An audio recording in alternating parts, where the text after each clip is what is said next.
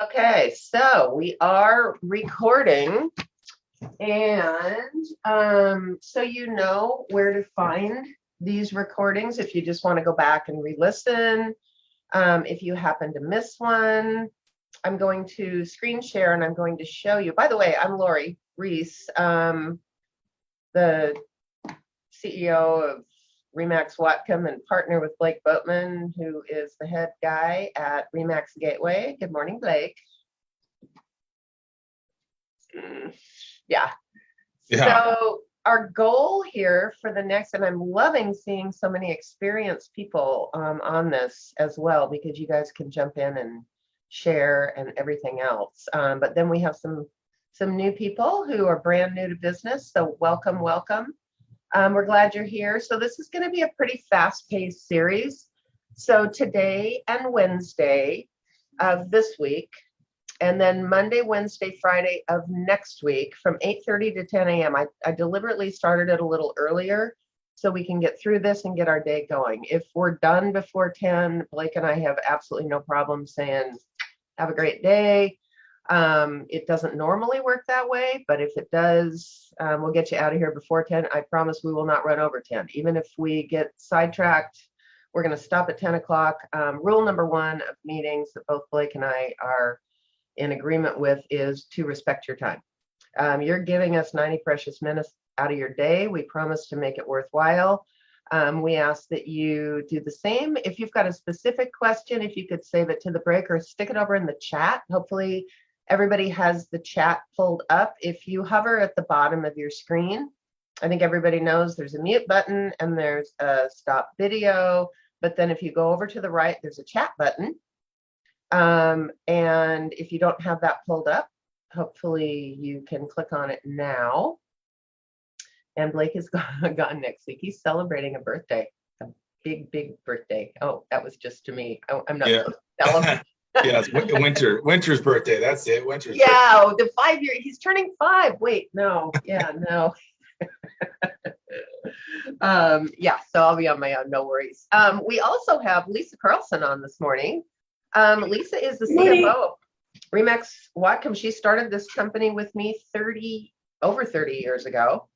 And so Lisa is the one that if you're having an issue, having a problem, can't figure something out, especially with finances, reach out to Lisa. She's amazing. She works here out of our Bellingham office. She's also a designated broker. And because she does mainly admin functions, she's not as familiar with forms as she'd like to be. So she's joining us this morning as well. So don't make fun of me if I ask a question. That's stupid. You ask good questions. So Monday, Wednesday this week, Monday, Wednesday, Friday next week. I would definitely prefer that everybody is live on these calls. You get so much more out of them than you're going to out of the recording. But does everybody, I want to show you one more thing. Down at the bottom of your screen, there is a little button called reactions. And if you click on reactions, one of the options is to raise your hand. So there's a virtual hand raise in here, or you can just wave at the screen because we're all so far fitting on one screen. But if I raise my hand, you see up in the little corner of my picture, there's a little hand. And then when I'm done, I hover over the 3 little dots in the right-hand corner and put lower hand. So, or just like I said, this is interactive. So these are all going to live on a Facebook page, which everybody should be a member of. And it's a secret group, supposedly. Remax Whatcom County and Gateway, this is not open to the public. It's a private group. And so on this page, I post a lot of things like there is a video series. If you missed it with realtor.com, you can go there. Another one I do, we post questions, and we also do our Tuesday meetings that we have every other Tuesday. Will be found there as well. So if you haven't gone and explored that page on Facebook, that's where you're going to find these meetings. So it's great. Even if you're driving to Seattle, have a free 90 minutes, want to listen to them again. You don't obviously have to watch it because you're just looking at my face, some of the forms, but just listening to it sometimes will help. So that's where the recordings are going to be. Anybody have any questions before we get started? No? Lori? Yes. Hi, Lane. Hi, how are you? I'm good. Thank you. Just a quick question about that Facebook group. It's currently showing that my membership is pending. Oh, Who should I reach out to about that? I can approve it. I'll do it right now. Okay, thank you so much. You're welcome. so yeah. Anybody? That's a good question. Yeah, you do have to be a member of the group in order to access it because it's locked down. This is something the general public never sees. So it's a really, really good resource. I would flag it so that anytime there's a new post, you get notified on that. Okay, great question. Anybody else? Welcome, everybody. Okay, onward and upward. So the goal of this class is to cover basically a lot of the main forms that you will be using in your business. I am not by any stretch of the imagination, or Blake and I are not covering all the forms. We are just covering the main ones. We are going to hit them from 100, what I call 100-mile view. We're going to dig in, but one watching of Blake or I going through a form is certainly not going to make you an expert. So your homework, like I mentioned, is to download those forms, take a pen and paper, and actually read them, where you can highlight, where you can ask questions, reach out to Blake or I, or your team lead if you're on a team, and make sure you understand that, because especially for those of you new to business, if you know the forms, you will have the best foundation for working with clients. It will give you confidence. It will make you more comfortable. You need to know in generality what each paragraph says so that you can literally go through it with a client and highlight or summarize each paragraph in something like this. If you don't know it, or if you're hesitant about it, they are going to be hesitant as well. So forms, I believe, are the foundation of everything. So the first form we are going to go with, get rid of this here and pull it up.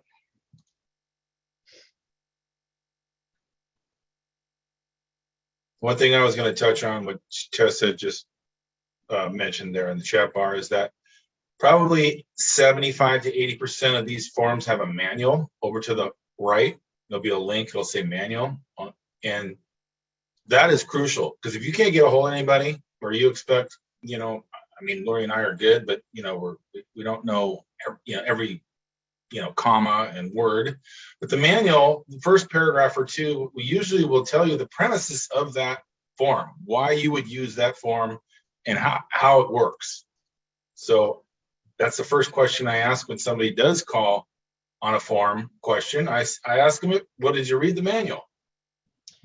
So what Blake's talking about is, here I am in the forms library under Express Forms, and this is all of the forms that the multiple has. So you can see the handful that we've picked to go over are just touching the surface. However, when you look at these forms over on the right-hand side, so here, first form, for example, we're going to be going through is Form 21, Residential Purchase and Sale. Form 21, if you just need the form, that's the button you're going to click. Over here, it says manual. And when you open up the manual, can you guys see this screen? I never know when I click a new one if you can see it. Does it say Residential Purchase and Sale? Yeah, that's it, Lori. Okay. So what you're looking at here is the manual. So if you don't know what goes where, assistance in filling in the blanks. And when you come down to the actual form itself, you can see this is all the information that you really, really, really should read. Everything is linked by number. So if I didn't know what to put in for tax parcel number, for example, I can just go to that number 6. When I click on it, it will actually take me up to number 6 and tell me how to fill in the form. So the manual itself is not showing up, Lori. Oh, it's not? Yeah, we're still on the forms library spot. Okay. Hold on here. But probably that Form 21 manual is probably going to be the most crucial of all those forms when you click on the numbers. Because what does computation of time mean? What is included items? What is earnest money? There's so many questions on page 1 that if you hit this manual and read it and read it and read it again, you'll get a really good understanding. It's like Lori said, knowledge is confidence. And if you're not confident and you don't have the knowledge, your clients are going to sense that. Here's what I was talking about. Hopefully you can see this now with all the numbers that counteract. So if you don't know what goes where, you simply click on a number and it's going to take you back up. So the number I clicked happened to be closing agent. Insert the closing agent's company name, not their personal name. So anyway, it's going to walk you through. So that is gold. Back to the Form 21, residential purchase and sale agreement. Here we go. This is probably the form that you are going to be using, I'm going to say 80% of the time in the business. There are some land sales, there are some condominium sales, there are some manufactured home, commercial, but residential is going to be probably the basis of most of your transactions. So if you learn no other form, you need to know this one inside and out. All of the Northwest multiple forms for purchase and sale agreements have the same format, which means the only blanks you're going to be filling in are on the first page. Once you get past the first page, the rest of it is boilerplate, but you need to understand it. You need to have an understanding of it. So here's page 1, and then it goes into all the explanations, which is what we are going to wade through today. You need to, like Blake says, you need to read it, you need to memorize it, you need to understand it so that you can explain it to your clients. These autofill, so when I click, didn't work. Well, when I click on date, it's supposed to have a little calendar there. I think it's because I opened it in Bing. And it will drop down, you're going to click on the date. That is the date the contract is written. Your multiple number is going to come out of the MLS. Your offer expiration date is default to 2 days out, right, Blake? On that. Yes, it's 2 days. And again, I know we'll get into computation of time, but we might as well bring it up now so we can hear it a bunch of times. Those are business days. 5 days and less are business days, always, with one exception. Always with one exception. Anything more than 5 days are calendar days. Business days do not include weekends, do not include holidays. Calendar days do, but they can't end on a weekend or holiday. So if you have a 10-day clause and it ends on a Saturday, it's going to push you over to the following Monday, unless that Monday happens to be a holiday, in which case it's going to be a Tuesday. You need to understand computation of time. Blake and I can fix almost anything in this business except a missed deadline. If you miss a deadline on a response to an inspection, for example, I can't roll back the clock. He can't fix it. And I don't know how many times we've had phone calls which said, oh my God, I counted the days wrong. If you have a question, ask us before, don't ask us after. And that 9 o'clock deadline, for example, in that form means 9 o'clock p.m. It doesn't mean 9:01. It doesn't mean 9:02. It doesn't mean 9:30. Oh my God, my computer crashed. I couldn't get the format in time. It doesn't matter. So timeframes is the only thing he and I can't fix. Buyer's legal name. How would you like to take title? Usually it's their legal first name, middle initial, and last name. This is going to create it. Oh, there we go. And then over here, when I click on status, status means marital status. So when you click on the little drop down, you don't have to figure this out because it's already there for you. Most people are taking title. I mean, if you're working with a married couple or an unmarried person, domestic partners, it might be a limited liability company or an LLC, a general partnership, a corporation, an S Corp, a C Corp. It's all filled in for you right here. Legal, oh, here we go. Property, legal, I just ran into this the other day. So on every listing is a tax parcel ID number. That is something that the county uses to identify the property. Hear me, that is not considered a legal description. The things that you need in order to have a valid contract are an expiration date and a valid legal description. If you don't have a valid legal description, you do not have a valid contract. Where do you find it? It will be attached to the listing because it's mandated by the multiple now that you have that legal description uploaded within I think it's 1 day of uploading the listing. Tax parcels are nice to have. They are best practices to put into a contract, but if for some reason somebody wanted to get out of a contract and they took this purchase and sale to an attorney, first thing the attorney is going to ask, do you have a valid legal description? The legal description is either a lot 1 and 2 of the XYZ short plat, or it could be the north half of the south half, or what we call a meets and bounds legal description. That will be attached. If it's too long to fit in this blank, which most of them are, it's going to be attached as an exhibit. And they already put in here that it's attached as Exhibit A. So you've got your tax parcel number. You've got your address of the property, 1234 West Smith Road. City that it's in, the county that it's in, the state, and the zip code. And again, you're going to get all this on your listing agreement. When you start using Transaction Desk and Athenasign, all this information is going to automatically pull through from the listing agreement. But you need to understand what it is and how it works. Some properties have more than one parcel number. So there may be a house that sits on one parcel and there may be 2 additional lots that go into the purchase. So there's room here for 3 parcel numbers.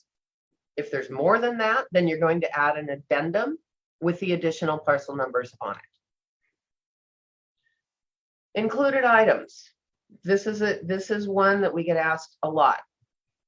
But it says in the listing agreement, the washer and the dryer are included, but oops, I forgot to check it on the purchase and sale agreement. Doesn't that mean they're included? No.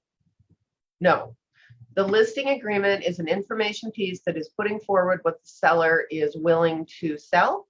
The purchase and sale agreement trumps the listing agreement. So if you neglect to check a box on here that was supposed to be included according to the listing agreement, you may be buying a washer and dryer because the buyers are expecting you to be competent to fill this form out, to check all the boxes that are on the listing agreement. And if you miss one, that doesn't mean the seller is under no obligation to sell it to you. What if it's the flip? What if in the listing agreement, it doesn't reference a washer and dryer, but it's a brand new Samsung bright red side by side and your buyers fall in love with it and they really, really want you to negotiate that washer and dryer? Can you go ahead and check the box washer and dryer even though it's not included in your listing agreement? Sure you can. It's a negotiated item. The sellers might come back and say, nope, we just bought that, we're not parting with it. Or they might say, yeah, you know what, you're offering over full price, we're willing to part with it, and the place we bought already has a washer dryer, so we'll let it go. What if the listing broker misses the fact that you checked the box washer dryer and it was not in the listing? And this happens a lot. And then you get the frantic phone call from the listing broker that says, oh my God, I didn't mean, Tim, I did not mean to send that washer and dryer, and I didn't put it in the listing agreement, so we don't have to sell it. Nope, that's not true. If you've checked the box on here, even if it wasn't on the listing agreement, it is an included item. And that listing broker may be buying a washer and dryer. By the way, there is a DeWard and Bodie scratch and dent, like brand new appliances out on Hannigan here in Bellingham. I'm sure there's one in Skagit and Island as well. But if you have to buy one, that's probably the place to go do it. They're brand new, but they're greatly discounted. It's also a great place to send your clients. Yeah. So what happens if you're going to a vacant house and there's no washer and dryer, but you check the boxes that you want a washer and dryer? What happens then? And by the way, you can talk by holding down your space bar on your keyboard. to unmute yourself? If Jump in. if the seller agrees, the seller is buying you a washer and dryer if it's agreed upon in the contract, and there is none out there. Exactly. Well, Morning, Kelly Lane. no, that's actually not correct. It's Sorry. not? No. Or they're gonna give me a credit at closing. Yeah, right. No. My buyer's not happy with it. If it was not, right. But if you check, say a new construction, doesn't have a fridge, doesn't have a washer, dryer, you never had it, you went through it, but you check all three of those, the seller is not compelled to put it in there because it was not there when they originally viewed the house. Really? See, Yeah. I learned something I too. guess if you can prove it, because I mean, with new construction, I mean, fridges are negotiable. I mean, I don't know, in my career, I've negotiated a lot of fridges, but. Well, and that's fine, but that's fine. But I'm just saying that, like Lori said, the purchase agreement trumps the listing, and if it was never in the listing, I guess I'm talking myself out of it, but you can't put it on there. Why you put hot tub? Are they compelled to put a hot tub in? Because one wasn't. No, if it's not there when you originally saw it, they do not have to put one in. See, I didn't know that. I would have said the opposite. I would have said the purchase agreement. See, but this is why we have something called the legal hotline, where we write Annie Fitzsimmons, who is a free service that all of you get, and we ask her the question. Kelly, do you remember that listing you had up on Biz Point somewhere, and it was that dishwasher that Jeannie had sold? Remember that dishwasher? Oh, God, it was like one of those ones on wheels with the Yeah, little. but see, it was never there, but they wanted it in there. That was case in I point. don't think but we didn't end up negotiating on that. I think we just argued it, and it was like a mute point at some point. But but it was never there when they originally saw the place. Yet they wanted one put in, and we won. yeah, If you have a question, reach out to Blake or I or Kelly or your team lead or someone. There's a million scenarios we could go down this rabbit hole with And appliances. usually, well, that's part of the reason that after all the years that I've been in this business, I still have a passion for it because I am always learning. You'd think after 30 plus years, I would know the answer to that, right? And yet Blake and I, we talk almost every single day about questions that you guys managed to dream up and ask us. So there's Tessa Jarvis, hand up, go for it, Tessa. So I'm just wondering on the appliances. So let's say there's not a refrigerator in there for whatever reason, and the seller's like, yeah, I'll put one in before closing. So you would check the box, but then would you also have to write in, like you'd have to do a form 34 or an optional clauses or whatever, seller shall provide yada yada fridge prior to closing? Like, let's say I definitely would. Okay. That would be Definitely good would. practice. Yep. Okay, cool. Language I didn't know that either. language that's added into a purchase agreement, like stuff like that, actually trumps the pre-printed stuff. Right. Right. So if you I would write have thought that checking in, the it box has a would lot work. of weight. Cool. Good Yep. to know. So pre-printed is the kind of the lowest level. Filling in the blanks is the next level up, and then handwriting in is the highest. That's how it handwritten trumps everything else in there. And not only that, best practice wouldn't be to just say seller to provide a fridge. I would get a little more specific. What are they going to provide? A stainless steel Samsung side by side with ice maker and whatever. The more specific you can get, or pull up a fridge, give them the number or whatever. Anyway, okay, we're going to move on. So we've got stove and range, refrigerator, washer, dryer, dishwasher, hot tub, fireplace insert, wood stove, satellite dish, security system, attached TVs, attached speakers, microwave, generator, and other. Pay some attention to this, you guys, because we have gotten into more disputes over the Mondo swing set in the backyard that they bought at Costco, and it looks like it's attached to the yard. And then the buyers show up on the day after closing and go, what the hell happened to the swing set? My kids were in love with that. I really, really want it. Well, your agent, your buyer's agent, which is going to be probably most of you guys, probably should have negotiated that. Anything I got into a big one with one of our clients that there was the Mondo swing set. So did Linda Zemler. I'm bringing that up for her. And it was never referenced in the listing. It was never referenced in the purchase agreement. 2 or 3 days before closing, somehow a conversation got out that that was going to go, and they're like, well, no, it's attached. It's attached, so we didn't have to put it in. It's attached. That was what they're digging their heels in on, where there wasn't even a foundation to this thing. We Same just thing with Linda's deal. we got through it, but you gotta just listen. The devil's in the details. Just take an extra minute as a listing or a buyer's agent and write it in. Yep. Swing sets are a big one. Anything that is not attached, garage cabinets. You know, the buyers walk in, they fall in love with this beautiful garage with all these cabinets on the wall, and then they walk in after closing and they're gone because they were just pushed against the wall. They were not attached to the wall. So just pay attention to that. Joelle, go. What would be considered a attached TV though? Because I know a lot of times people mount them to their walls and they plan on taking them with them. So what would you consider an actual attached TV? I would get specific on that. I mean, everybody has TVs that are attached to the stand, to the mount, that are attached to the wall. And a lot of times the sellers are willing to leave them behind because they were custom purchased for that area, and TVs frankly have gotten very inexpensive. But if that is not checked, my guess is that the TV is coming off the mount. They might leave the mount behind. They might not. You can scroll down to included items. I believe it does say maybe a little bit more, but what I understand, if it's attached to the mount, which is attached to the wall, the TV is supposed to stay. Okay. So if it's built in, like they have like it recessed in the wall, you can really fight for that and say, no, it's attached to the wall. I think at minimum, you'll get the mount. Okay. So here we go through included items. I'm on page 2 of the purchase and sale agreement, paragraph C.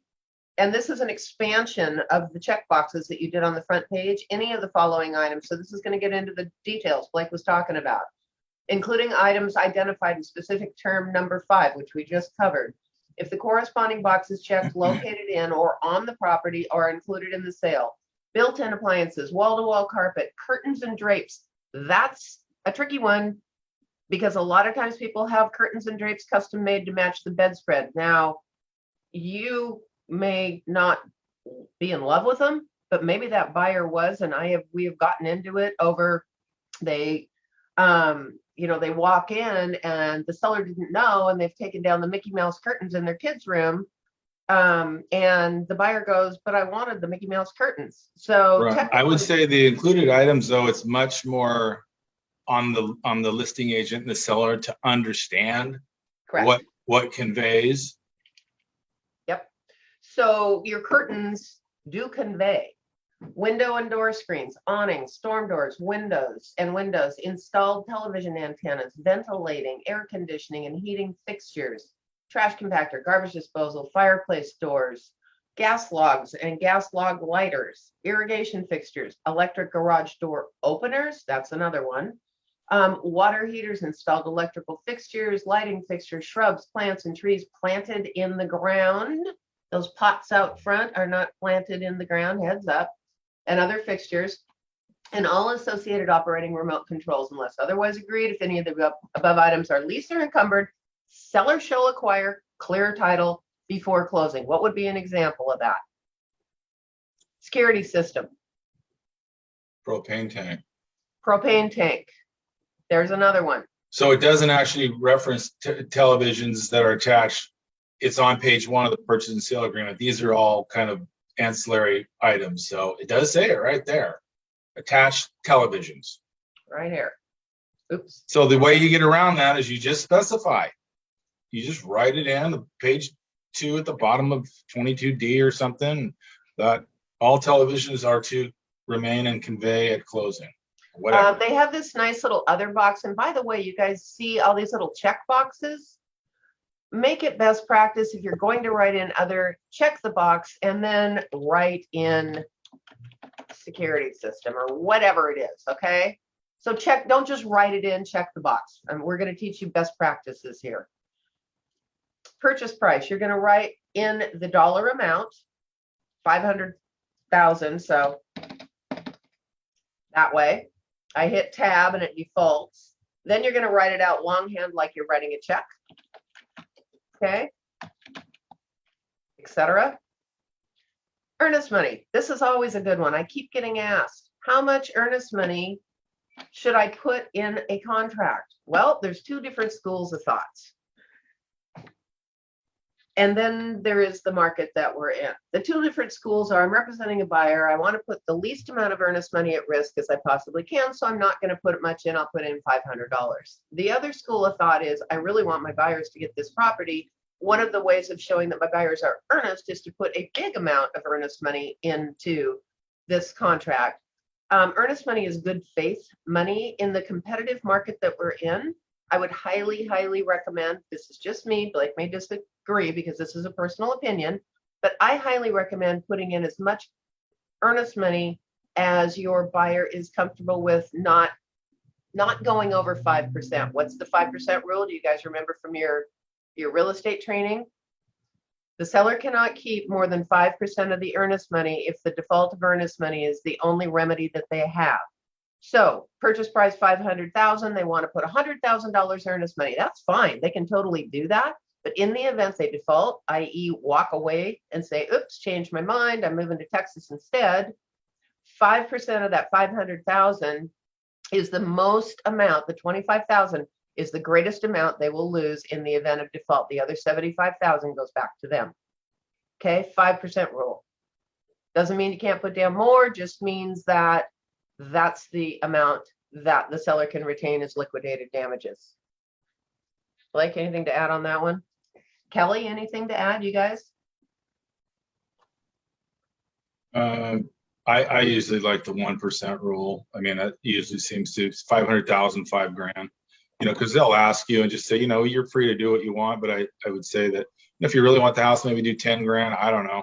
You're competing, maybe do more, but that was always been a fair rule of thumb. I agree with you. Earnest money changes with the market, right? So when it's a buyer's market, I mean, Oak Harbor, I could get away with $500 and not anymore, right? But still 1,000 to 3,000 over there. And you're obviously writing on, proofs in the pudding. If you're writing on a luxury property, pony up the earnest money, 20, 50,000 bucks, have a good earnest money depending on the purchase price for sure. 100%. Okay, so we're going to do earnest money, and we have some variations, or we have some choices on how we're going to present that earnest money. Side note, RE/MAX does not have a trust account, so all earnest money is held by a third party, i.e. the title company in escrow. It's actually escrow who is going to be closing the transaction on your client's behalf. Chicago Title, Land Title, Wacom Land Title, Guardian Title, all of the various title companies all have trust accounts. They are a neutral third party because your buyer, especially if they're a first-time buyer, are going to say, how do I know I'm going to get that money back? How do I know that money is safe? Because it's being held in a third party account that is basically regulated by the state of Washington. There are still some real estate companies out there that have their own personal trust accounts. My personal opinion is I would still say that you are going to deposit that earnest money into escrow, not into, or you may be the listing broker. And XYZ Realty from Mount Vernon brings you an offer and says over here that the earnest money is going to be held by the buyer brokerage firm. So XYZ Realty in Mount Vernon, I'd go, yeah, no. I want it held by the closing agent instead. That's just my personal opinion. Because they are truly a unbiased third party, where the buyer brokerage firm, if there is an earnest money dispute and you're trying to get that earnest money for your seller in this case, is not going to be as fair and unbiased, let's say, as a third party person. Their closing agents are held to a higher standard on when they can release the earnest money. Okay, backing up. So they can write you a personal check, but it's not going to be payable to you. It's going to be payable to the title company who is going to be holding that earnest money, Chicago Title, Land Title, whatever. There is an option of a note. I do not recommend it. I'm not even going to cover that. That's basically a deferred deposit of earnest money. I literally cannot remember the last time I saw a note. So what is earnest money? Earnest money is consideration.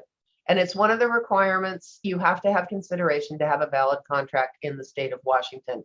A note is a promise to pay. It's legal consideration, but it certainly isn't going to make your offer very strong when you are presenting it to a listing broker and there's 5 other people in the running. Wiring the money in. This is probably best practice, is to have the buyer wire the money directly to escrow or the title company. The title company is going to give your buyer wiring instructions because there is a lot of wire fraud going on out there. So the title company isn't just going to be handing out wiring instructions, something you can keep on file and give to your buyer. It doesn't work that way. What do I mean by wire fraud? You have a buyer, they make an offer, they get an email that looks like it's from Chicago Title, and boy, trust me, they look good. Always look at the sender's email address. Always, always, always. The title company will never just send you an email or send your client an email telling them where to wire the money without having a conversation with that client in advance. I would have a conversation with your clients in advance about how wiring works and the risks and how they need to pay attention. There's actually a wire disclosure. We'll cover that a little bit later, but heads up on that. It's a big deal. If they get a bogus email, and we have had it happen in this company, instructing them to send $100,000 to this account, and your clients, especially elderly clients, older clients, go ahead, go down to the bank and send off that money, and they send it to a bogus account, it's gone. I can't get it back. I don't have insurance. Blake can't get it back. He doesn't have insurance. There's no way of getting that back. So heads up, be very, very careful on your wiring. And then there's others. The delivery date, 2 days after mutual acceptance, and it shall be held by the closing agent. Now, you can fill in the blanks here. Maybe the people are buying, they're driving back to California and they can't wire the money until they get back to San Francisco, and it's going to take them 3 days to get down there. You can put in 3 days.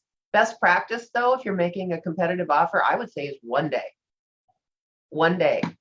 Okay, here's your quick side test. 1 day, if we have mutual acceptance on Friday, when is that earnest money due? And I'm going to pick on somebody besides Joelle who might not be familiar with the answer. Come on, you guys, who's new? 1 day. We do it on Friday. When is it due? Yep, Tasia. Monday. Monday, unless Monday is a holiday. Correct. Okay, everybody with me? Default. In the event the buyer just walks away or cannot close for any reason, really, they find out, anyway, I'm not even going to go into examples, but they just are unable to close, but they don't have a legal excuse under the contract. There's 2 choices here. You always, always want to check forfeiture of earnest money. Always. All right. Seller's election of remedies simply means that the seller has the opportunity to file a lawsuit for what we call specific performance and either force the buyer to perform under the terms of the contract or sue them for damages in the event the buyer is unable to close. We never want to put our buyer in that situation. And the sellers, frankly, it's customary in our Northwest multiple to always check the first box, forfeiture of earnest money. Title insurance company, nice little, see that little arrow, nice little drop down. And most of the title insurance companies are going to be in here. So let's say land title, the closing agent. So why do they have a title insurance company and then a closing agent? Difference between title and escrow. Title is the one that does the title search on the property. The closing agent is the escrow person who actually drafts the closing documents, handles the money coming and going, draws up the loan papers. So usually that is also going to be the same as the title insurance company. There are some independent escrow companies, so it's not always the case, but probably in 99% of the cases, it's going to be the same. You will also see in the listing agreement, sometimes the listing broker will say, please use land title company. Unless you have a real issue with that, which I don't know why you would. It's always best to pick your battles. And if they're requesting that, I would say go along with that.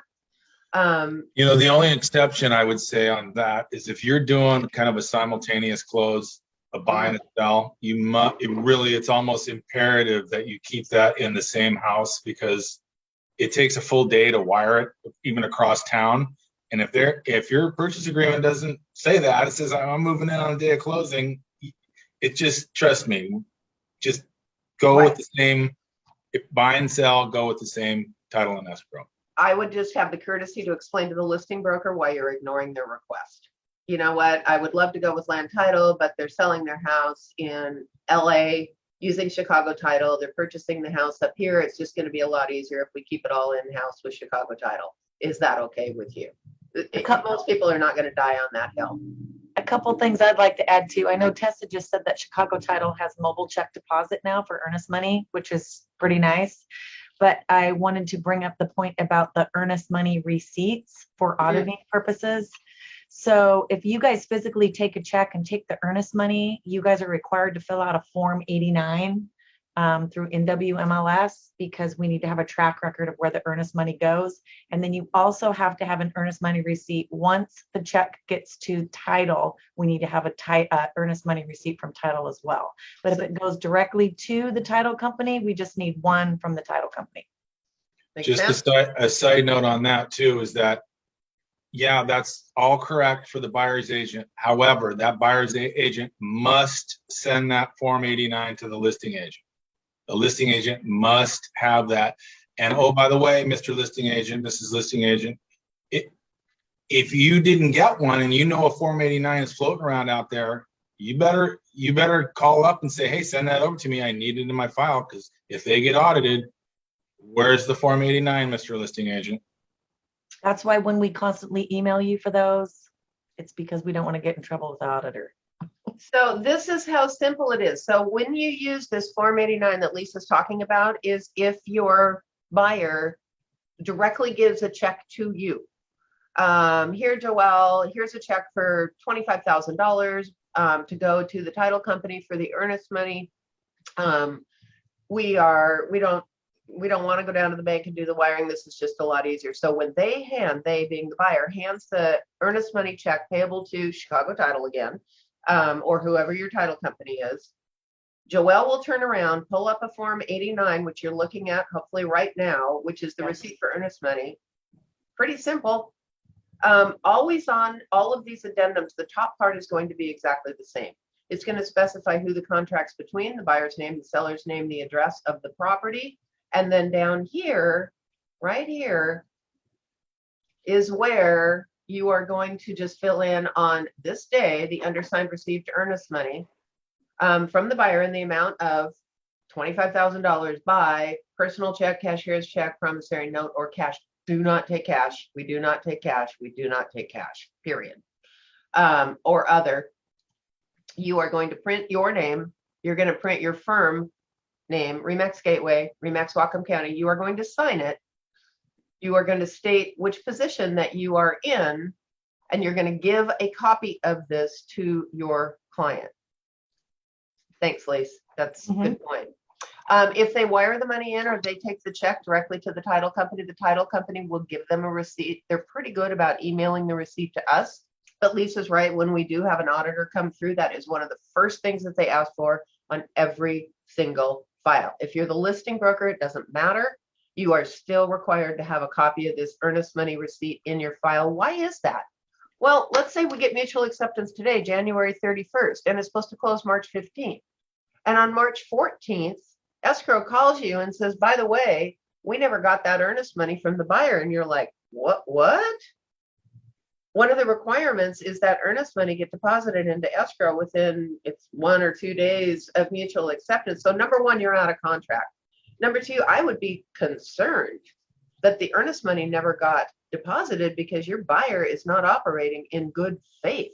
That would be a huge red flag that there's a problem, Houston. Well, I would say not necessarily you're out of contract. The contract is voidable. And you want to explain the difference to them? That's a good point. Well, voidable means that the seller can say unilaterally, you didn't deposit your money on time, and therefore I'm going to terminate the contract. opposed to, well, they were traveling and they're going to have it in tomorrow. They're going to wire it in. Well, the seller can wait and see if it happens. And then once it's deposited, all bets are off. We're heading to the end zone. It's not terminated. Terminated is terminated. I mean, it's just no looking back. That door opened and shut and the horse is out of the barn. It's not coming back. There is actually a form for that, which you will find. There is a form for almost everything, and it is a 90B as in Bravo. Let me share this with you. And I'm not expecting you to memorize these, but you just need to know these forms are out here. And there it is right there. Notice of termination of agreement for failure to pay earnest money. This is signed by the seller, right? Because the buyer is the one who failed to perform. So the seller is the one who has the option of terminating. Now, unilateral right there. Buyer doesn't even have a spot to sign.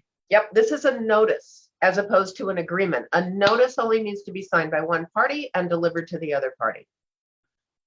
And it's done. So the nice thing about having all these forms, and you guys need to know these forms are there, is because the more you can use a pre-printed form, the less liability you're going to have as far as if there's a problem with a transaction, because every time you put pen to paper, we say on a form 34, which is a blank addendum, and you start practicing law, your liability starts going up. So if you need to know the forms, you need to know what's pre-printed. I call them the 90s are usually the notices. Is kind of how I remember that one. All right, back to the 21. Here we go. Closing date. Boy, this is a question we get a lot is, well, how do I know what to put in for a closing date? Because that's not a part of the listing agreement. The seller may request a closing date, but that's not that common. Well, you need to back up and you need to make a phone call to the listing broker, and you need to find out or text them or something and say, hey, I'm writing a contract on your listing on Guaymas, and do the sellers have a preference for a closing date? In other words, are they under contract on another house in Utah and the sooner the better? Or are they elderly and need a little extra time to get out of that house? And so if you can give us a couple months, that would be really, really good. So that is kind of a conversation. The default, I would say, is normally 30 to 45 days. Why do I say that? Because the majority of the contracts are going to entail financing. So you need to be talking to your lender to say, we're writing up an offer on Guaymas. You've been working with the clients, the Smiths. They've already been to underwriting. They've been pre-approved. How much time are you going to need to close the loan? Well, we got to get an appraiser out there. We got to get it back through underwriting. When everything's done, we need a contract in order to start the ball rolling. So we can do it in 30 days. Pull out your calendar and take a look. So today's January 31st. And go out 4 weeks. Now, would I just automatically put in 2/28? No. Why? Because 2/28 might be on a Saturday or Sunday or holiday. Don't make a rookie mistake and pick a closing date that's on a weekend or holiday. Actually look at a calendar and make sure that you're picking a date. Another thing about a closing date, a couple other times that you may not want to pick. So Memorial Day is in the end of May. And it's also the end of the month. So how many people do you think are going to try to be closing their transaction on the Friday before a 3-day weekend at the end of the month? They've got leases expiring. They want to have a 3-day weekend to have all their friends and family come over and help them move. So let's just pick that Friday of a 3-day weekend. No. Why? Because the title companies get barraged with closings for that date, right? And the courthouse also gets barraged. When the courthouse reaches capacity and they have worked for so many hours, at least here in Whatcom County, they close the doors. If you don't get your transaction recorded on that day, you don't have closing. So if you possibly can, I'm not saying don't do it, but again, I think it's best practice not to pick the last day of the month and not to pick the Friday before a 3-day weekend. Blake, jump in. Well, the one thing I would say too is that the more you guys get into deals and transactions and the ebb and flow and the emotions and, you know, honeymoon is great, but after 3 weeks, buyer and seller want to kill each other. If you didn't take the time to figure out that that closing date is not going to be on a weekend, please remember this in your illustrious career. Sellers are not compelled to give the buyer 1 hour of an extension. Yes. It could be the bank's fault. It could be there's a snowstorm. It could be everything you can imagine. And if stuff doesn't go right through the transaction, they got a better offer. They just don't like your client. Or they've changed their mind. You Or know they what? changed We their went out mind. and They listed don't have to houses. I give can't find one. 1 day, 1 minute Nope. extension. Nope. Or if they do, better get out your checkbook because they're going to charge you for it. And it's not, oh, release some earnest money. It's in addition to. So it all falls back to buyer's agent was kind of a little bit of a sleep at the wheel when they wrote the offer and they just plugged in a date and it fell on a Saturday. Well, okay, can we close on Friday? No, that's not the date on the contract. Where everything's all ready. Docs are done. We can close on Friday. Seller's not compelled to close on Friday because that's not the date on the contract. Tess Jarvis. Oh, wait, Joelle, then Tessa. We got a couple of hands going on here. So on closing date though, should we start specifying the time that we want to take possession? Because I know technically they have till 9 p.m. to get out. And I know that some people want like right when it records. So should we actually specify like keys upon recording or something in the contracts now? I wouldn't really say keys upon recording. Most of the time I'll see by 5 p.m. Okay. You know, 5 p.m. that day. But I think that's really a good practice, to be honest with you. If they don't care, they don't care, right? They're not going to move here for a week and they're coming from the back east or whatever. But that's good practice if they want in. So I'm going to show you what we're talking about for our newer people here. And what we're talking about is closing and possession. So it says what Blake just got done telling you is it says this sale shall be closed by the closing agent on the closing date. It can close sooner by mutual agreement of the parties, but neither party is under obligation to close any sooner than that because it says on the closing date. If the closing date falls on a Saturday, Sunday legal holiday, and this is defined by law, or a day when the county recording office is closed, welcome to COVID. This has happened when they're short staffed. This is Joelle. And Joelle, I'm going to mute you wherever you are. Just real quick, but on the closing date, that one up there, that's why or sooner when you write in means nothing. Because or sooner, both parties have to agree to that date. Go ahead. Closing agent shall close the transaction on the next day. So if you do pick a Saturday, they will close it on the next day that is not a Saturday, Sunday, or legal holiday. So you don't look at your calendar. You pick Saturday of Memorial Day weekend, and the seller says, I'm not ready to close on Friday. So it's automatically by default pushed out to the following Tuesday, because Monday is a holiday. Closing, this is a definition that you need to explain to your buyers. Closing means the day and the sellers on which all documents are recorded and the sale proceeds are available to the seller. That doesn't mean when they go in at 3 o'clock on Thursday afternoon and sign all their papers, yay, we're closed. You are not closed. The contract has not recorded yet, and the money's not available for disbursement to the seller. Seller shall deliver keys, garage door remotes. This is up to you, usually to facilitate to buyer on the closing date or on the possession date, whichever occurs first. What do they mean by that? Closing might be on Friday, possession might be on Monday. That's not a great practice. We'll talk about why. Buyer shall be entitled to possession. Here's what Joelle's talking about at 9 p.m. on the possession date. So let's say it records at 10 o'clock in the morning. The sellers are all moved out. The buyers say, great. Chelsea, give me the keys because, you know, place is all clean. Everybody's empty. It's all recorded. I'm ready to go. Technically, that buyer is not entitled to those keys until 9 p.m. on the closing date. 9 p.m.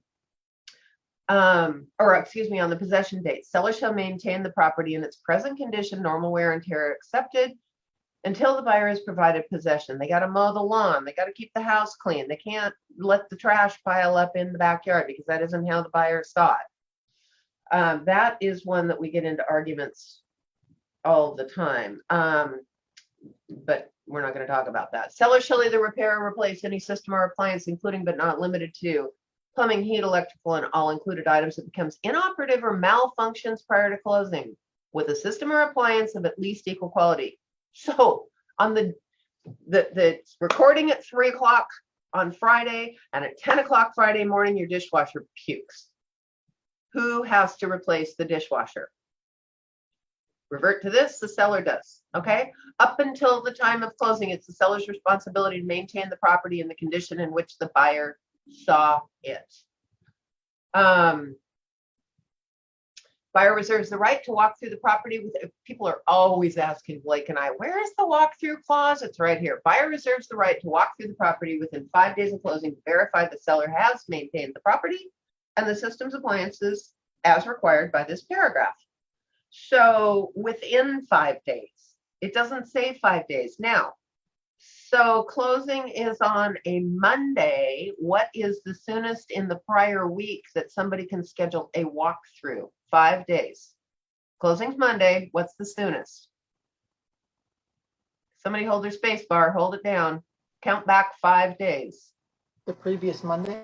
Correct. Good answer, Diane. 5 days and less are business days. I'm assuming there's no holidays in there. So the prior Monday would be the soonest. If the sellers haven't moved out the prior Monday, they're planning on moving on Wednesday, you may want to hold off on your walkthrough until Thursday or Friday, because it's really hard to do a final walkthrough when a house is full of moving boxes and furniture. So this is common sense. I have a question about that. Sure. So I've had a lot of people come to me and ask me, like the condition of the property. Like, let's say a tree fell on the house from the time they walked through it to the time they took until the time it closed. So they actually walked through it, tree falls on the house. The seller was like, well, the tree wasn't on the house. Well, we went back there and there's a tree on the house. Do you suggest that your clients walk through it the day before you close? Or do you suggest they walk through it? I mean, it just would make sense to me that they would walk through the day before it closes so you can see the condition of it. So there's nothing that can happen in between the time you see it and it closes. I would say that you're kind of in a catch-22, because if it's the day before close and you catch a bunch of things, they don't have very much time to fix it. But if you go too late, then something may happen with those days leading up to the closing. So I don't know, 2-3 days might be a happy medium there. But I want you guys to understand that 5 days is kind of really not a catch-all. It's, yeah, stuff like Lisa said, that's legitimate fact, but I don't like the way this was done or that was done. That paragraph doesn't apply to that. And Julian has a great question. What if the seller is unable to perform closing? So they get in a car accident, they have a heart attack and land in the hospital. These things happen. What are the ramifications in that particular case? Because on the front page of this contract, all we talked about was in the event the buyer defaults, they forfeit their earnest money. We did not talk about what happens when the seller defaults. Kelly? I had that. Seller went in for open heart surgery and died. And the contract was void at that point because you don't have a legal party that can perform.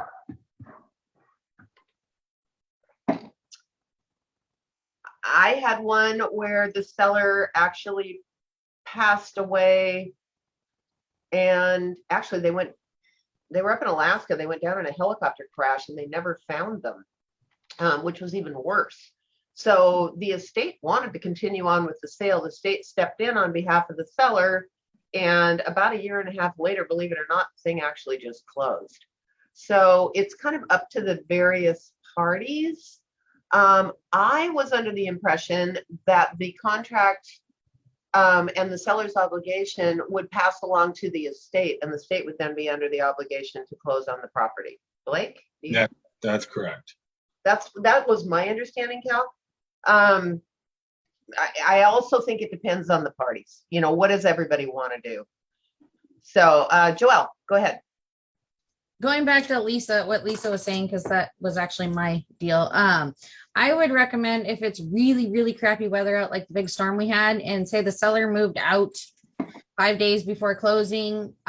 Somebody needs to check on the property the morning of closing just to double check the condition, because there were trees that fell over on the house. There were trees that fell in the yard. But it all happened. So what happened is my seller moved out. The new buyers didn't move in for a week. Nobody went and checked on the property in between.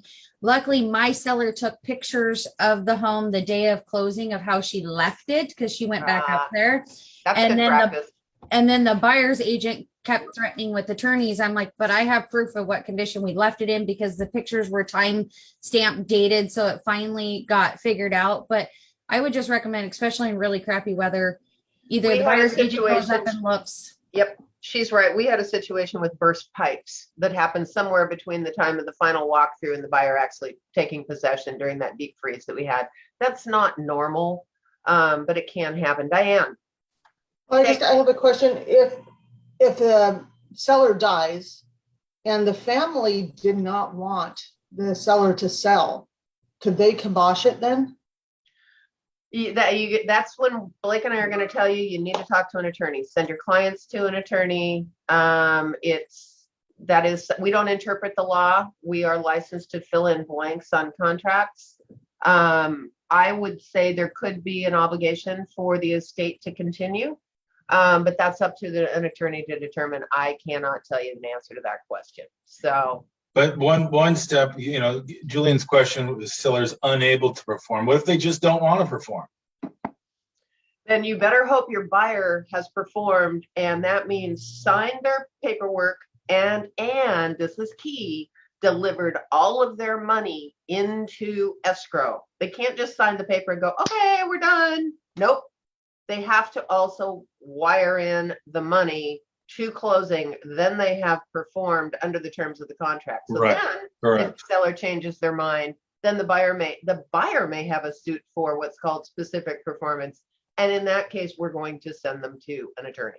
Right. I've had two of those. I think when I first joined Remax, Lori, you had to help me with San Juan Passage, and she just changed her mind. And the buyer made a good faith effort, did the inspection, did the appraisal, continued on. And the buyer had a right to sue. Luckily, they didn't choose to sue, but it was nasty. And the seller just changed your mind like 2 weeks prior to, because their son basically showed up and said, Mom, I'll just pay for the house now. I want you to keep it. It was horrible. Absolutely. Yeah, but you remember that one though, Kelly, is that earnest money wasn't deposited because UPS lost it. Remember that? That's right. Oh, that is a piece of it. Absolutely. So that was the big piece of it, because the buyer side was threatening, and got a lawyer, and their lawyer said, you did not notify Remax Gateway and Kelly Lang that the earnest money was not deposited. That is correct. The deal will string you up. Be careful how you pick your can't ballot. you can't make this stuff up. Okay. Remember that, Kelly? Yeah, Hashimi, moving on. We're bumping up against our last half hour. We got a lot to cover here. I would just quickly say it would probably also be best practice to do that buyer final walkthrough before signing docs, because there's nothing stopping title and escrow from recording and closing if something were to be found. Is that correct? Well, no, it's sort of correct. You can do it prior to closing, but the thing is, if the buyer does not find the property in the condition in which they viewed it, there's a tree on the house, for example, you can give written instructions to escrow to hold up closing. However, know that if you do that and you miss the closing date, the seller's under no obligation to continue with the sale. So anything that you find in a walkthrough is not legal grounds for holding up the closing of the contract. That's when your negotiation skills as a broker come into play. You have no legal right to stop the closing or miss the closing date because the seller didn't keep the property in the condition in which it was viewed. Everybody clear on that? That is not a legal excuse not to close. Zach. You said property. Now, in the final walkthrough, it's anything on the property, correct? Like if a fence got blown down in the back, they need to replace that fence. Correct. Zach, hi there. Hello. Just a question I have about closing timelines if you have an all cash buyer. Like if title is the only thing that is determining how long the process will take, what are you comfortable putting in there for that? That's going to be up to title, how quickly they can get the docs drawn, how quickly they can get the clients in there. I mean, I would say probably 10 days, but that's a personal thing. Blake, what do you think on that? Yeah, 10 days is certainly safe. I've seen it sooner than that, but Yeah. this is where you pick up the phone before you write the purchase agreement. And you just say, buyer, seller, are you guys comfortable? As soon as possible. They both say, as soon as possible. Okay, great. Well, guess what? Possible is the big question there. So call the title and escrow and say, how quick can you guys close this? And then based on that, then you plug it in. Because always remember, Zach, if you can go a little further, that is safer than cutting it too close. Because if you miss your closing date, that seller is under no obligation to continue with that contract, and you have no idea if it's that great of a buy that another buyer isn't going to step in and say, hey, whatever they offered you, I'm going to give you 25 grand more. And so the seller just sits there and hopes you miss the closing date. And if you do, they have no obligation to extend, and your buyer is out of contract and they are not going to be happy with you. That's another one that Blake and I can't fix. That's a missed deadline. That's the one thing we can't fix. So I would go with 10 days, have the conversation, but that's, again, it's up to a conversation. Okay. Great, thank you. Nancy, you're welcome. All right, so I'm going to go back to my screen share here. These are great questions, you guys. This is good. Knowledge is power. All right, so we've done closing date. I'm still on page 1. Services of closing agent for payment of utilities. I would request it. Basically what that means is they're going to do the proration. Oops, wait a minute. Sorry, finished my button there. So I'm right here on line 12. They're going to do the proration. They're going to do all of the, septic and water and all that other good stuff. It is up to your client, however, if it's the seller, to make sure that the utilities are cut off, and if it's up to the buyer that the utilities are turned on. That doesn't just happen by magic, and that is not what this means. What happens if the 22K is, if you submit it blank? Shame on the buyer. Shame on the buyer's agent. And then seller signs it, and none of them are filled in. It's part of the agreement now. What happens then? Anybody? Well, the listing agent and the buyer's agent are authorized to fill that in after it's all been signed around. Well, what if that never happens? Because it never happens after they've been signed. I don't know what universe I've seen that. This is a big deal, you guys. You guys, if you want to pull up 22K Fitzsimmons and watch it. So if it's blank, the escrow agent is not compelled to call any of the services and prorate them. Okay, that's what that form does. It gives them the authority to call PSC and SSC and everything to say, hey, what's the balance on this date? And they're going to put it in their closing statement. But if it's not filled in and there's a lienable utility, it now gets transferred to the buyer, and it was the seller's bill. Because guess what? Listing agent, selling agent didn't fill it out. It also says right here, seller is required to provide names and addresses of utility providers within 5 days of mutual acceptance. So I'm in the manual. So if you don't know what to put, you think it's a really simple form. Take the time, especially you new brokers, to go back and not just look at the forms that Blake and I sent out to you, but look at the manual. There's little nuances in there that are going to guide you. And Blake's absolutely right. Before you call us with a question, take the time to pull this up. I've been doing this forever, so has Blake, and I will share with you when you call and say, hey, I have a question on a 22W. Number one, I'm probably not going to know what a 22W is just because that's me. But number two, I'm going to pull up a 22W and I'm going to be looking at it when you and I are having a conversation. I do not rely on my memory, and I highly recommend you do not either. So it's spelled out right there. It's good business practice for listing brokers to obtain this information from the seller at the time you take a listing. Isn't that a novel idea? Wouldn't it be nice if this was uploaded to the listing agreement, so all you had to do was include it in your transaction, have your buyer sign it, and you're done? That's a good listing agent. That's a good listing agent. So here's the rest of it, how to fill it all out. It's a simple form, identification of utilities, and really water, sewer, irrigation, garbage, electricity, gas. And then it says within 5 days, seller shall provide the listing broker or buyer broker with the names and addresses of all utility providers having lien rights affecting the property, and buyer and seller authorized listing broker and buyer broker to insert into this addendum the names and addresses of the utility providers. A lot of times what happens, Blake's absolutely right. 2 days before closing, everybody realizes that the seller never went back and filled this out. So pay attention, watch your time frames. If this is submitted blank, make sure it happens. Diane, go ahead. Oh, you're muted, hon. On the special districts section, I've been putting in the wireless, the fiber optics or like Ziply, or, you know, because it's not in a place that, and is it okay to do that? Because that's the question I get every single time. What's the wireless? Who's the, you know, who's the cable? And they don't have that on there. Well, they have it on the listing. No, is it the listing or the Form 17 now? It's Form 17. Yeah, that's a new ad. They said this doesn't have internet, I think. It's a new ad on the Form 17, but I'll tell you what, don't you guys, especially buyer brokers, when we have people that are working remotely, this is a critical question. Somebody moving here from LA may just assume that we've got great Wi-Fi. And yet Lisa, who lives out on the Noon Road, has crap for Wi-Fi.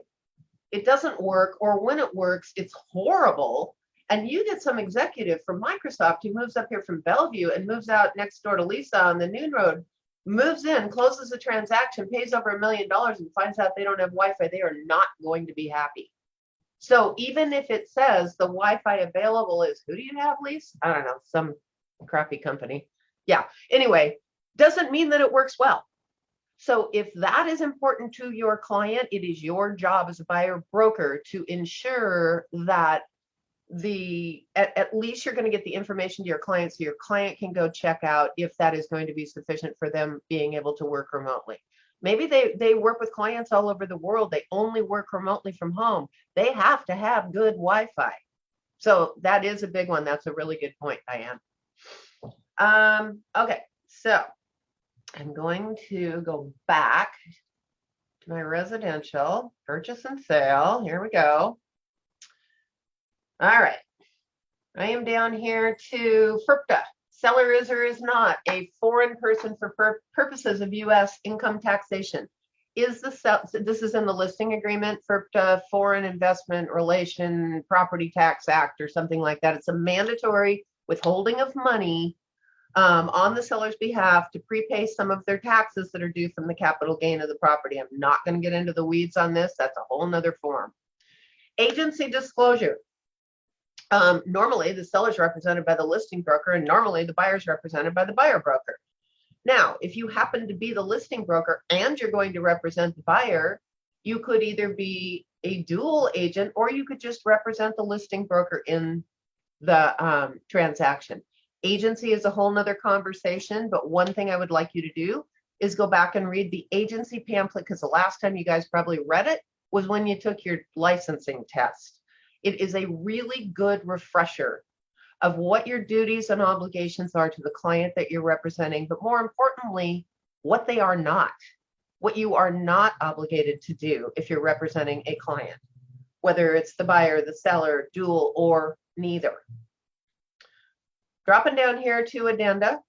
When I click on this, you'll see that, oh, look, nice little drop down here that has all of the forms that you possibly could use.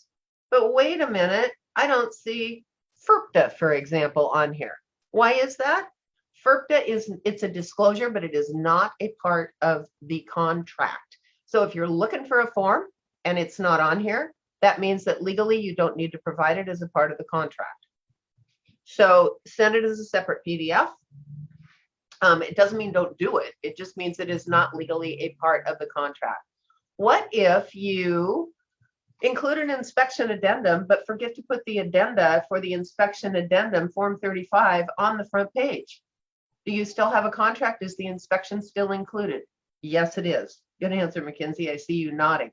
Yes, it is, because it is attached. This is simply a convenience. This is a reference by convenience. Sorry, I gotta fire engine going by here. Okay. You're going to include every addenda that you attach to this.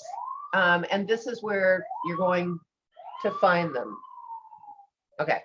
So what if you include an inspection addendum, for example, on the front page, and the seller counters back and says, nope, I don't want an inspection, and the buyer agrees. And so they strike the inspection addendum back in the contract, but they forget to take it off of the front page. Do you still have a contract? Yep. Is the inspection addendum still part of it? No.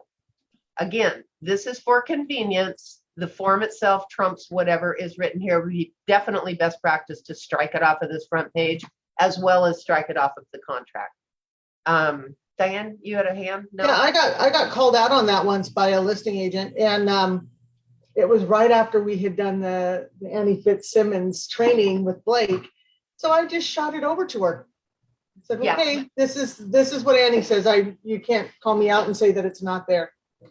Especially newer brokers, don't let more experienced people who have been in the business longer than you bully you around, because the training that you are getting from Blake and I right now is going to make you better trained and more qualified, frankly, than the bulk of the brokers that are out there right now. They don't get this kind of training. This is gold, you guys. You know the contracts, you know the nuances, you know the ins and outs. You're leaning on the experience of the people that are on this call that have all that experience. So be polite, be respectful, but don't be afraid to stand your ground. It still shocks me how many times new brokers get, well, I see here by your leg number, you've only been in the business for, less than 90 days. Well, that doesn't mean you haven't done your homework and learned this. That doesn't mean you're less qualified than they are. And a lot of times they don't know what they're talking about. So there's just your little pep talk for the day. Down at the bottom, buyer signature, seller signature is required. All the rest of it is a convenience. It's best practice. It's always good to fill it out, but it's not required to have a contract. You do need a signature. Buyer address, city, state, phone number, email address, brokerage firm.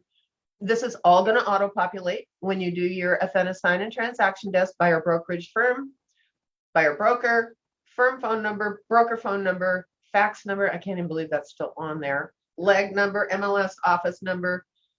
Document delivery, let's talk about that. Firm document delivery email address. So the Northwest Multiple has a rule that says in order for a contract or anything sent via email to be valid, it needs to be sent not just to the other broker in the transaction, it also needs to be sent to the firm's document delivery address. So there's one for Gateway, there's one for Whatcom.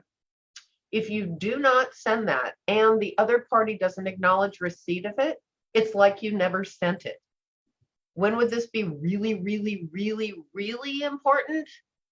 When it's 8:58 on the last day of an inspection deadline, and you have to be able to prove that you sent your request in prior to 9 p.m. as an example. There's an example. And they say, well, I never got it. They live out by Lisa on the Noon Road. Their internet's crappy and it never went through. Maybe it landed in their junk mail. If you've sent it to document delivery, you have the ability to go back to our document delivery. So who do you send it to? You send it to our document delivery, our being Remax, and you're also going to send it to the other party's document delivery. Maybe it's Windermere, Coldwell Banker, ABC, doesn't matter, but it gets sent to everybody's, both parties' document delivery as proof that you sent it.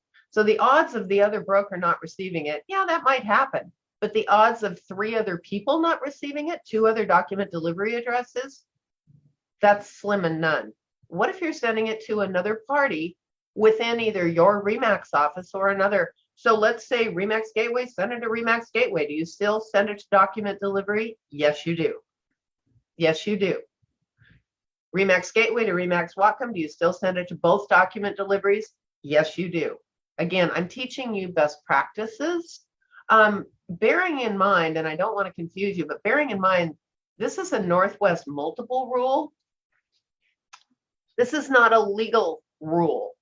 So If it landed in the court, the jury is still out. If you had sent it, but not to document delivery, whether you had a valid contract. But best practice is always, always, always, always, always copy document delivery.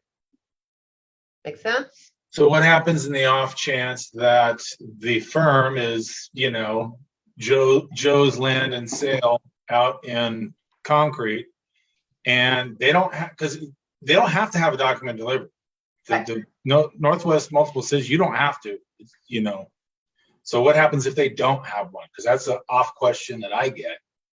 So the answer is buried in the NWMLS, but anybody know the answer to that one? Who do you send it to instead? The designated broker, the DB, Blake, me. You can look on the multiple and figure out who the designated broker You can is. click on there, see who the DB is, and see what their email address is, and that acts as the firm's delivery email address. It's not best practice. I get them all the time in lieu of document delivery, and I got to tell you, I hate it. My email is cluttered up enough. I have a document delivery address for our firm. Use it. I'm not saying you guys, I'm talking about other firms. All right.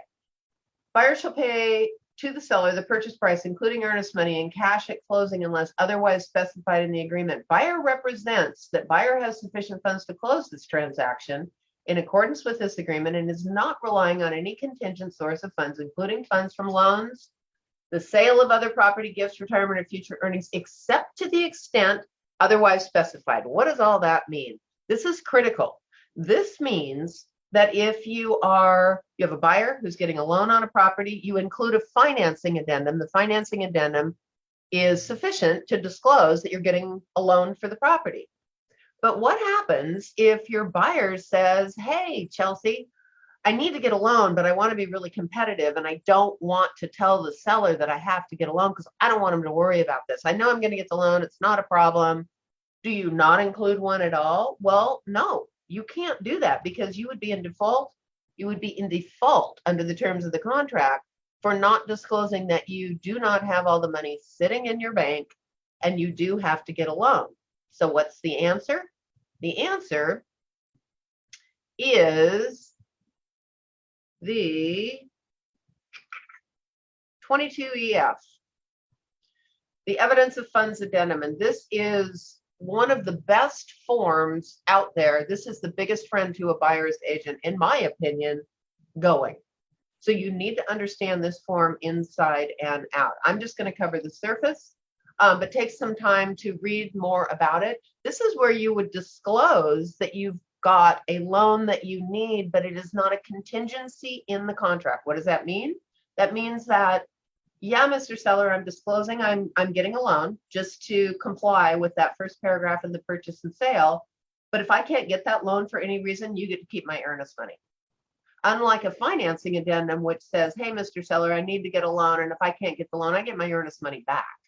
This is not a contingency. This is simply a notice, right? So a couple of things in here. What are contingent versus non-contingent funds? Contingent funds are anything pretty much that are not sitting in your bank account, checking or savings. Well, yeah, but I've got a really big stock portfolio. I've got a 401k. I've got, you name it, it goes on. It is not sitting in your checking account. You still have to take an action to get that money into your checking account. So that is contingent funds. I get the question, what about a HELOC? I got a $200,000 HELOC. Yep. Is that contingent or non-contingent? I say contingent. It's not sitting in your account. Am I right? Correct. If it's The HELOC is still contingent. All right. So it gives you the definition right here. Now you're going to have a client and they are going to argue with you about that. Trust me. Evidence of non-contingent funds. This is the money sitting in the bank account. Buyer is relying on non-contingent funds for the payment of the purchase price. Buyer shall provide evidence of such funds within 3 days of mutual acceptance. You want to be competitive? Make it 1 day. Okay. Why would you do that? So maybe they've got $1 million sitting in the bank. How strong do you think that's going to make your offer if you're representing a buyer who offers $20,000 over the $1 million price tag and then includes an evidence of funds, which maybe is a copy of their bank account statement with $2 million in there. Statement number, of course, redacted, but that is going to just make your offer that much stronger. And that is going to turn the seller's head. Not only am I saying I can pay cash, I'm proving I can pay cash. Also, though, one thing I'll say is that attention listing agents, if they're putting $25,000 or $50,000 down and you're the listing agent, you counter with this form. You say, look, that's fantastic. I want to see the money. Yep. Yep. And don't worry about insulting people. Please, please, please. We are professionals. We are representing our clients. We don't want to get up to closing and find out that they were really getting a gift letter from Granny for 55 grand and Granny changed her mind and got in a fight and they're not giving it to me anymore. I want to see the money in the bank account. Zach, go ahead. So I have two questions here. The first is there a reason not to provide evidence of funds with the initial offer? Not that I can think of. Okay. And then my second question is, so let's imagine, I'm actually in this situation right now. I'm concerned about exceeding our escalator. So I have a buyer, she's all cash. She's comfortable going up to a certain amount, but if it escalates, we're escalating about 10% over the offer price, and she's good up to about that amount. Let's say it escalates another $10,000 and she doesn't have that in her account, but the listing agent calls and we work it out and she says, let's do it. Let's go another 10,000, but she doesn't have that in cash. What do we do about that $10,000? Would I then have to change this form? I would say yes. Okay. I would say yes. And again, you're doing the dance, Zach. You are doing the dance. You are in between. So now is when you're communicating with the listing broker and saying, what would you like to see? We've got almost all of it. We've got 1.1 million and then we're 100,000 short, and she's going to get that from selling stocks over in her stock portfolio where she has another 5 million.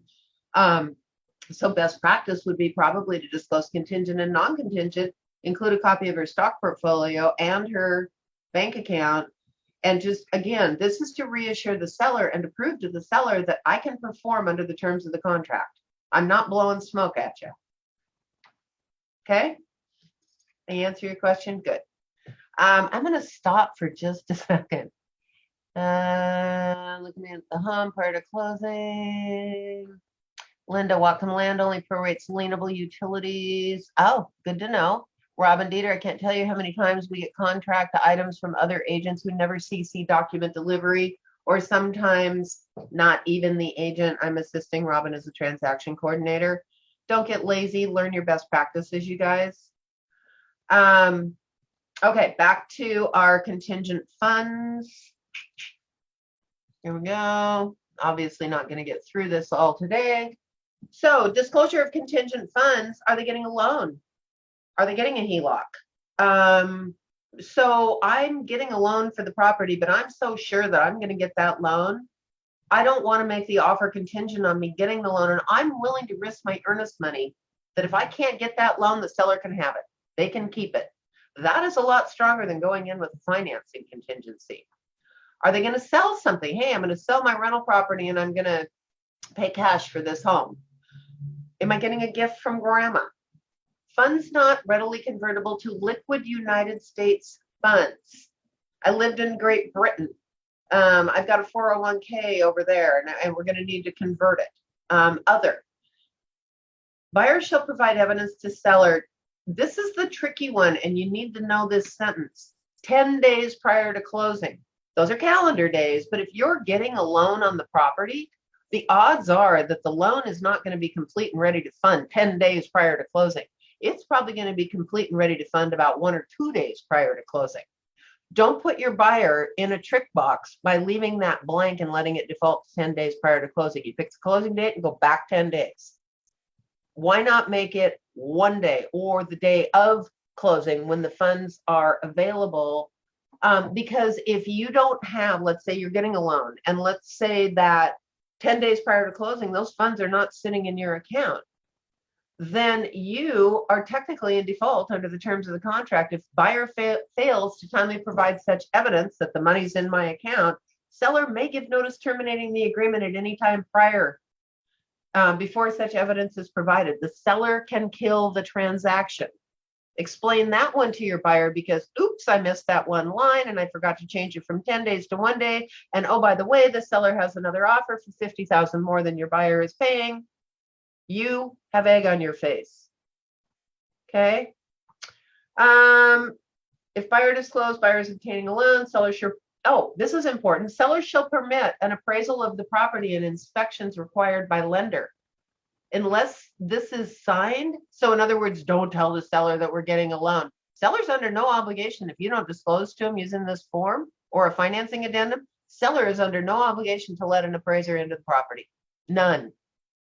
I've run into that before. Again, usually because they got an offer for a lot more money. They don't want your deal to go together. If you don't have this permission, seller's under no obligation to let them in. If the buyer fails, I'm down here under buyer default.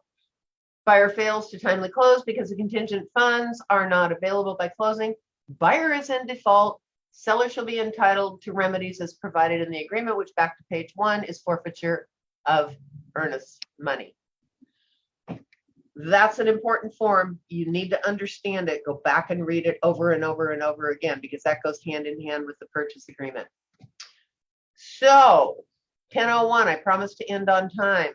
We didn't even scratch the surface, which is usually what happens. Any comments, feedback, you guys? Am I going too fast? Am I going too slow? Is this making sense? You liking it? This is awesome. Yeah, hit your space bar. Good. It's so Yeah. good. It was really Thank good. you. Thank you, Blake and Lori. I've been working for you for 15 years and I still have a whole page of notes. Mostly reminders, but there was 1 or 2 things I didn't even realize. So thank you. So go back and read through all the forms, you guys. Would you like me to finish covering the purchase and sale agreement on Wednesday, or do you want to do that on your own and I'll move on to the addendums we were supposed to cover? This may end up dragging out farther than 5 sessions. Figured that was going to happen, but I think this is gold and I think this is really, I would rather spend more time on the purchase and sale agreement and the addendums on Wednesday so that you could, this is the foundation. Everybody with me? Okay, I'm going to send out an email. You're going to use the same link to join the Zoom meeting on Wednesday morning, 8:30. Start on time. Be here, be dialed in, ready to go, because we're just going to go right out of the chute. Thank you all for joining us. We appreciate it. Have a great week, and we will see you on Wednesday. Thank you. Bye.